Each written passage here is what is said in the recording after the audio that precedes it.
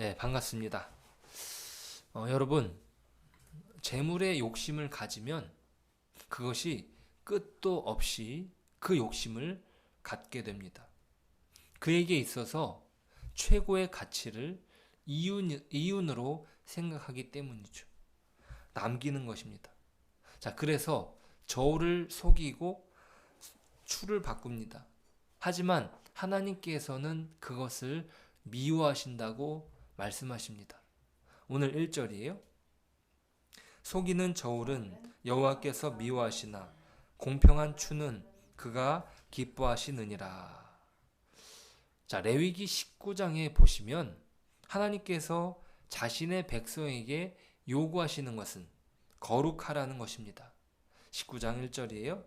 여호와께서 모세에게 말씀하여 이르시되 너는 이스라엘 자손의 온 회중에게 말하여 이르라. 너희는 거룩하라. 이는 나 여호와 너희의 하나님이 거룩함이니라. 자, 거룩하라고 말씀하셨어요. 자, 그런데 이 거룩한 삶을 살길 원하시는데 그 거룩함의 내용이 무엇이냐가 그 레위기 19장 안에서 기록이 됩니다. 자, 그 내용이 무엇이냐 했을 때 부모를 공경하라. 안식일을 준수해야 된다. 우상 숭배하지 말아라. 재물을 올바른 것으로 드려라. 그런 이야기들이 쭉 나옵니다. 하나님 예배와 관련된 것, 그리고 부모 공경에 관한 것, 그리고 그 다음에 나오는 것이 무엇이냐면 추수할 때 그 밭에 모퉁이를 남겨서 고아와 과부, 나그네들의 몫을 남겨라. 그렇게 말했어요. 자, 그게 거룩한 삶이라는 거예요. 자기만 생각하는 것이 아닌 거죠. 자, 그러니까 거룩함이라고 해서 꼭 예배와 관련된 행위만 있는 것이 아니라 우리의 일상생활 속에서 어려움을 겪고 있는 사람들의 그 어려움에 깊이 공감하고 그들을 배려할 줄 아는 삶이 거룩하다라는 거예요. 그렇죠? 자, 이게 중요합니다. 그리고 그 다음에 뭐라고 얘기하냐면 도둑질 하지 말아라. 거짓말 하지 말아라. 일꾼을 억압하지 말아라. 자, 너희 밭에 와서 일하는 일꾼들. 그들은 특별히 이방인들인데 그들에게 함부로 대하지 말라는 거예요. 자, 그러니까 그 사회에서 소외된 사람들을 억압하지 말라고 성경은 말합니다. 자, 그런 선진국적인 제도가 이미 성경에서는 언급되고 있습니다. 자, 우리나라도 나중에서야 정착된 더 나은 사회를 위한 과정에서 정립된 법이 이미 그 고대 사회에서 언급되는 것이에요. 자, 그것은요, 그 주변에는 없었던, 그리고 그 이전에는 없었던 제도가 하나님께서 이스라엘을 가나안으로 부르시면서 세우신 나라, 그 안에 정립시키는 것입니다. 자, 왜? 우리나라도요, 예전에 이주 근로자 분들이 가장 처음에 배우는 한국말이 뭔지 아십니까? 사장님, 때리지 마세요. 그렇게 사장들이 때린다는 거예요. 자, 그런 일들이 빈번하지만 더 성숙된 문화가 이미 성경에 법제화되고 있는 것이에요. 자, 우리는요, 지금에서야 어떤 선진국이라고 하는 모델을 받아들이면서 그것이 법제화되고 있습니다. 그러니까 그런 선진국적인 모델이 이미 성경에 기록이 되고 있다는 거예요. 자, 그러니까 임금을 착취하지 말아라. 장애인이라고 해서 그들을 저주하거나 함부로 대하면 안 된다. 그런 복지적인 모습이 나타나고 있습니다. 그리고 재판할 때 힘 있는 사람이라고 편들어주고 힘 없다고 해서 함부로 대하거나 그러지 말아라. 그게 다 거룩함과 관련되어 있습니다. 거룩함과.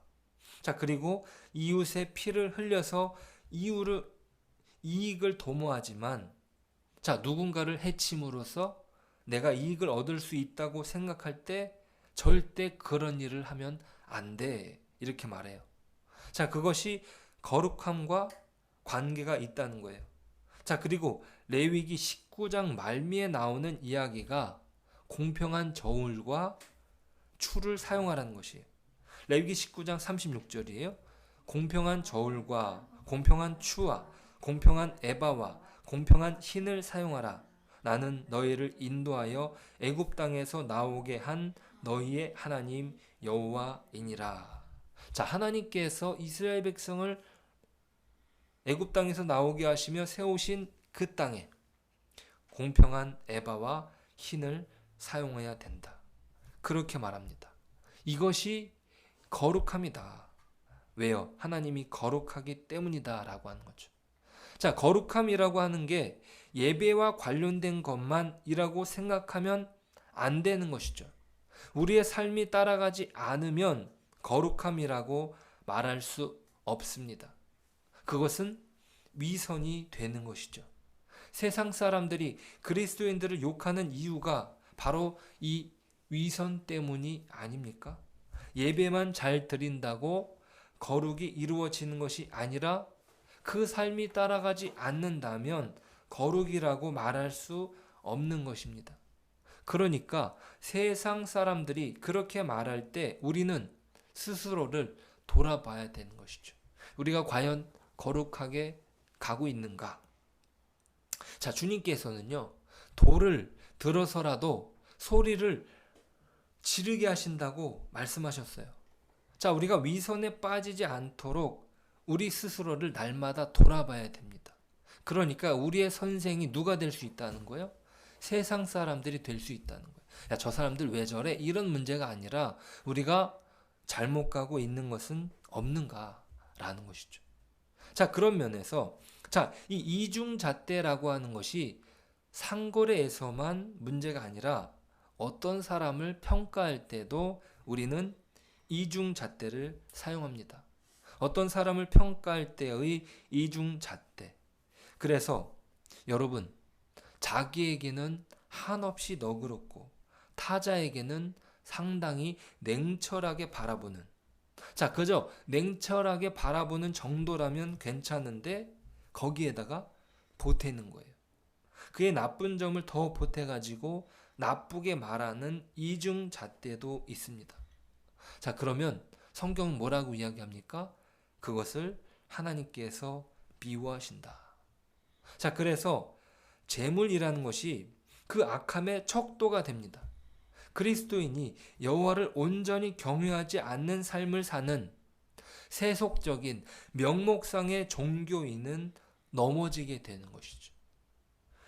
그들이 쌓아놓은 재물은 불의하기 때문에 그것이 악한 것이 되어 그들을 넘어뜨립니다. 자, 그 경계에서 경고를 주는 거예요. 그것이 3절부터의 말씀 아닙니까? 3절. 정직한 자의 성실은 자기를 인도하거니와 사악한 자의 패역은 자기를 망하게 하느니라. 재물은 진노하시는 날에 무익하나 공의는 죽음에서 건지느니라. 완전한 자의 공의는 자기의 길을 곧게 하려니와 악한 자는 자기의 악으로 말미암아 넘어지리라. 정직한 자의 공의는 자기를 건지려니와 사악한 자는 자기의 악에 잡히리라. 자, 우리는요, 늘 우리 스스로를 돌아보고 정직하게 하나님 앞에서 공의를 추구하고 믿음에 합당한 삶을 살아가야 되는 것입니다. 그것이 바로 거룩이고 하나님은 그것을 원하십니다. 자, 여기서 합당한 삶이라는 것이 단순히 어떤 개인의 차원의 문제가 아니라는 것을 오늘 말씀이 또한 기록합니다. 그것이 어떤 공공성을 말하고 있는데요. 9절 말씀 보실까요? 악인은 입으로 그의 이웃을 망하게 하여도 의인은 그의 지식으로 말미암아 구원을 얻느니라. 10절. 의인이 형통하면 성읍이 즐거워하고 악인이 패망하면 기뻐 외치느니라. 성읍은 정직한 자의 축복으로 인하여 진흥하고 악한 자의 입으로 말미암아 무너지느니라. 자, 성읍과 관련되어서 이야기를 하고 있어요.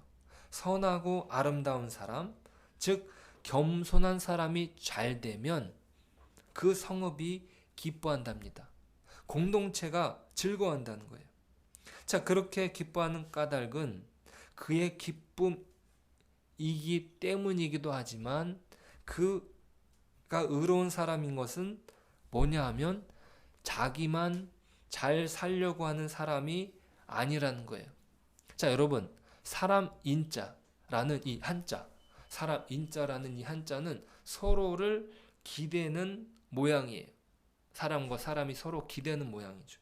자, 그러니까 의인은 어떤 사람이냐면 이 관계를 잘 하는 사람입니다. 그러니까 이 사람은 혼자 복을 누리지 않아요. 주변 사람들이 복을 받는 거예요. 그가 잘 되면 주위도 복을 받습니다. 그런데 악한 자는 누구냐? 자기만 아는 사람입니다. 자기만 아는 거예요. 끝없이 욕망에 사로잡혀 있는 사람이죠. 그래서 속이는 저울을 사용하게 되는 거죠. 자, 그러니까 그런 사람은 잘 되면 자기만 독점적으로 누리는 거예요. 다른 사람의 것을 빼앗는 거죠. 그러니까 이런 사람이 망하면 성읍이 기뻐 외친다는 거죠. 그리고 14절에 보시니까 14절 지략이 없으면 백성이 망하여도 지략이 많으면 평안을 누리느니라. 자, 여기에서 지략은 공적인 일을 다루는 지혜입니다. 자, 그래서 이것은 심사숙고 끝에 얻어진 지혜가 지략이에요. 자, 그러니까 책을 읽어서 얻는 지식이 아니고 다양한 관계 속에서 살아가면서 자기 속에 축적된 내면화된 지혜, 이런 것들이 지혜라고 말할 수 있습니다. 그러니까 그런 지략이 없으면 백성이 망합니다. 그러니까 12절에서 말하길 지혜 없는 자는 그의 이웃을 멸시하나 명철한 자는 잠잠하느니라. 자, 지혜 없는 자는 그의 이웃을 멸시하는 겁니다. 특별히 다스리는 사람이 지략이 없으면 백성이 망하는 거죠. 누가 리더냐에 따라서 그 나라의 살림이, 그 공동체의 살림이 운명을 달리합니다. 요즘은요, 지방자치제가 발달됐습니다.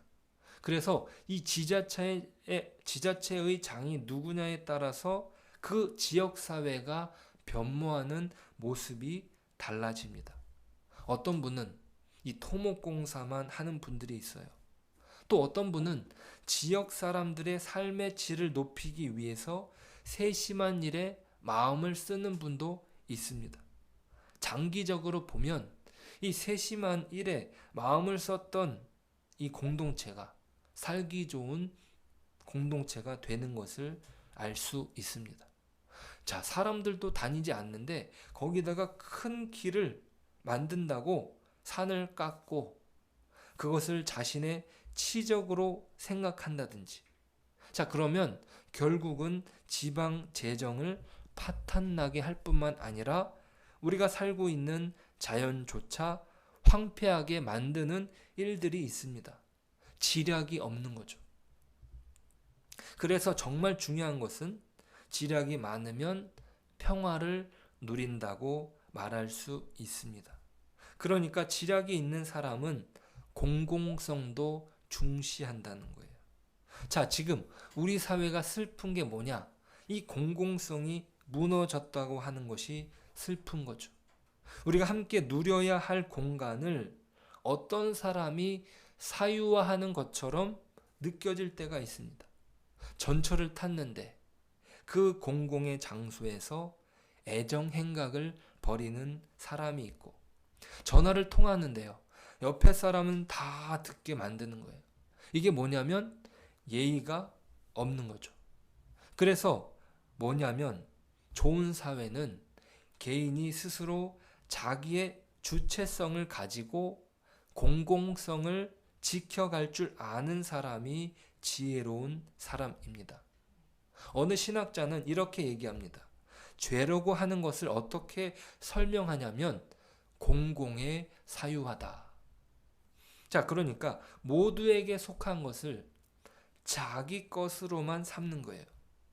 자, 여러분, 이게 한자, 이 개인 사자라고 하는 글자가 사사로운 사자인데 어떻게 형성되었냐면 바로 벼화자가 거기에 들어가 있어요. 자, 곡식을 자기 손으로 움켜 쥐는 것입니다. 자, 그리고 공자라고 하는 이 공공이라고 얘기할 때 그 안에는 8팔자가 들어가 있습니다. 그래서 8개로 나누는 것이에요. 이게 공공성입니다.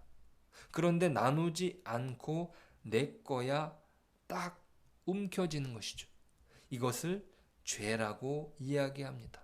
모든 사람들이 누리고 살 것을 자기의 것인 양 사유화하는 것이 죄인 것이에요.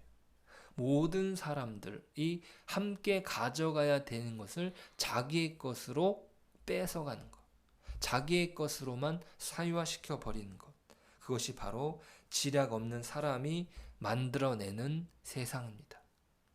자, 오늘 우리가 말씀을 살펴보았습니다. 우리 하나님께서는 속이는 것을 미워하십니다. 우리의 삶의 자리에서 진정한 거룩함은 무엇입니까? 내가 내 자신만을 생각하는 것이 아니라 말씀을 그대로 실천할 수 있는 말씀의 가치가 나로부터 시작하여서 퍼져나가는, 그러니까 내가 축복의 통로로 우리를 부르셨다는 사실이죠. 자, 우리는요, 먼저 축복의 통로로 세워지기에 앞서 먼저 축복을 받은 자들입니다. 예수님께서 그 십자가에서 자기를 찢으심으로 우리는 하나님의 복을 누리고 있는 사람들입니다. 자, 그렇기 때문에 그 놀라운 축복과 사랑 안에서 우리가 받은 그 은혜를 다른 사람들에게 나누어 줄 수 있는 넉넉함이 우리에게 있는 것이에요. 아유, 나는 부족해, 나는 없어 라고 하는 것이 아니라 우리는 이미 그 모든 것들이 허락된 것입니다. 그 사랑과 은혜 안에서 나누는 삶, 그리고 다른 이에게 내 자리를 내어줄 수 있는 그런 여유가 우리에게만 있다. 그것을 자랑으로 삼고 명예로 삼는 저와 여러분 되시길 축복합니다. 기도하겠습니다. 하나님, 우리가 우리만 생각하여서 다른 사람의 것을 빼앗고 저울을 속이고 공정한 추를 사용하지 않는 그런 어리석음을 범치 아니하도록 도와주십시오. 우리는 이미 많은 것을 받은 자들입니다. 예수님께서 그 십자가에서 피를 쏟으시며 우리를 하나님의 자녀로 삼으셨습니다. 우리가 그렇게 넉넉한 자들인데 우리가 이 땅에서 넉넉하게 살아가게 하여 주옵소서.